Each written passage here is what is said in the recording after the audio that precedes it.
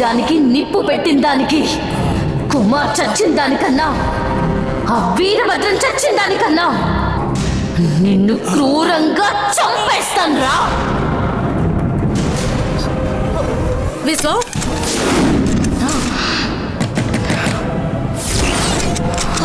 ఎవరు లోపల? విశ్వం,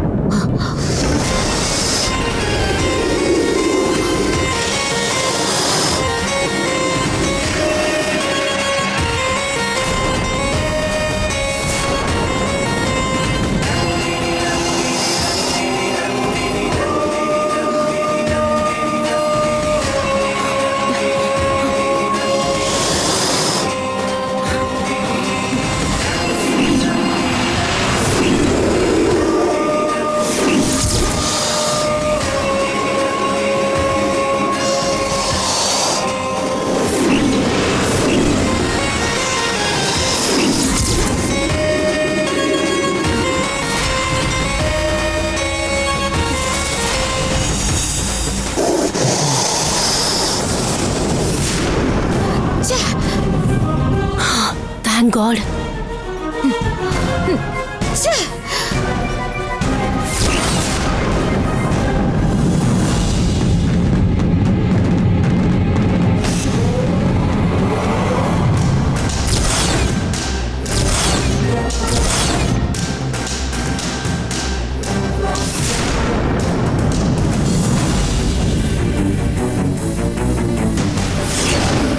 ఏమైంది మాధవి?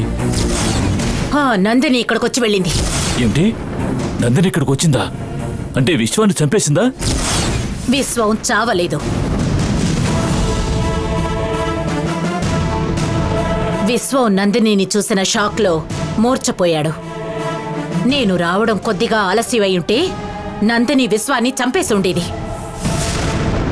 నేను నందిని వస్తుందని జాగ్రత్తగానే ఉన్నాను, కానీ తను నా ధ్యాస మళ్లించి విశ్వాన్ని చంపబోయింది. నందిని నీ దృష్టే మళ్లించిందంటే తను ఎంతటి శక్తి సామర్థ్యాలు కలిగి ఉంటుంది. నందిని ఏ రూపంలో ఉందో తెలీదు, ఎలా వస్తుందో కూడా తెలీదు, కానీ తరచుగా బంగ్లాలోకి వచ్చి వెళ్తోంది. సరే, నందిని పట్టుకోవడం గురించి తర్వాత ఆలోచిద్దాం. ముందు నందిని బంగ్లాలోకి రాకుండా ఉండటానికి ఏదైనా మార్గం ఆలోచించు మాధవి. ఇక మీదట ఆ నందిని బంగ్లాలోకి ప్రవేశించలేదు. తనని రాకుండా చేయడం ఈ మాధవి పని. మీరు భయపడకుండా మీ పనులు మీరు చూసుకోండి. నందిని సంగతి నేను చూసుకుంటాను.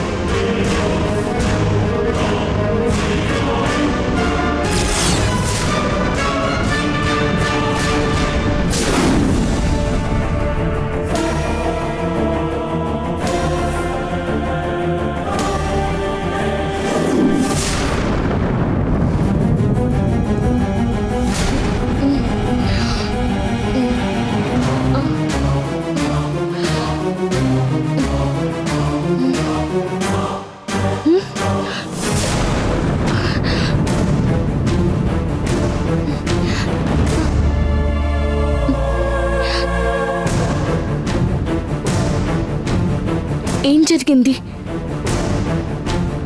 నేనెందుకు మంచం మీద పడుకున్నాను?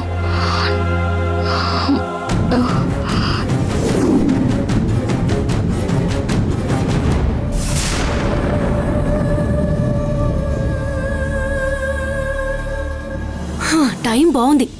నందిని తప్పించుకుంది. విశ్వాన్ని చంపిందో లేదో తెలియట్లేదే. ఏం జరిగిందో ఇంకా కొద్దిసేపట్లో తెలుస్తుంది.